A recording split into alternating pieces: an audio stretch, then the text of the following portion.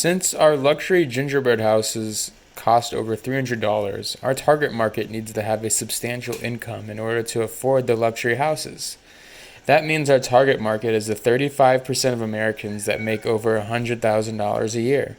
This market segmentation includes over 114 million people we can target in America for our luxury and gingerbread houses. Next, we need to look at what religions we should target for the holiday season. The main religions we should target are Jewish, Hindu, and Orthodox Christian. The reason being, 44% of practicing Jews make over $100,000 a year. With that, 6% of Hindus produce an income of over $100,000 a year. Lastly, right around 30% of Orthodox Christians have an income of over $100,000 a year. Not to mention that gingerbread houses and Christmas go hand in hand. By focusing on this segment of the market, we should be able to maximize profits for our business. The bakery used is Hannah Kitchens, which gives Lily's Gingerbread Lane team access to much-needed heavy equipment. With the new conventional bakery, we now have a conventional oven, a dough sheeter, and a large mixer.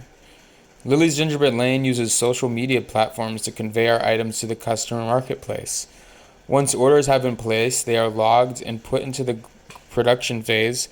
After the production phase is complete, the items are shipped to the customer. After 2 weeks have gone by since the customer received their house, we send them a follow-up email to see how they like their order. Currently, orders come in through Lily's Gingerbread website, which are then managed and logged by Janet. After year 1, Janet will hire an assistant that will be in charge of all orders. Having a person dedicated to taking all orders will make this process run more smoothly. Currently, after orders are logged in by Janet, the creation of the house is performed. The house are then put into specially designed boxes and containers for shipping them around the world. Here we can see our break-even analysis for Lily's Gingerbread Lane. In this analysis, we look at the salaries, supplies, advertising, rent, taxes, and owner's draw into consideration, leaving us with a very low break-even sales number. Next, we look at the Lily's Gingerbread Lane's balance sheet. This sheet shows the spread of the course of 2 years, showing an increase of $90,000 per year when looking at total assets. The expansion phase also increases as total assets. Increases the wage and compensations that will have to be given to the employees, as well as the rent and other fixed costs. In the end, the total liabilities and owner's equity came out to be $67,000 with a balance of $103,000 for the second fiscal year. Here we look at Lily's Gingerbread Lane income statement. We can see there is a gross sales at $150,000 for this projection, with advertising put at $416.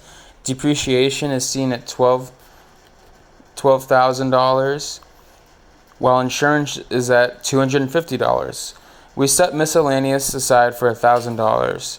In this portion, we can calculate rent at $20,000, supplies at $34,000. In the end, we have a total expenses of $67,666 and a net operating income of $82,334. When we look at the cash flow statement, we can see there is a $4,000 set aside for contracted labor. This is calculated out from a payment of $1,000 per week for the months of October, November, and December. We also calculated rent for the conventional bakery, which is totaled to be an average of $6,666 per month. There is also $1,000 added for the taxes and licenses that California requires for any small business. The last thing I'd like to go over for the cash flow statement is the $416 allocated every month for advertising expenses. The cost for social media and advertising like Instagram is how much this comes out to be.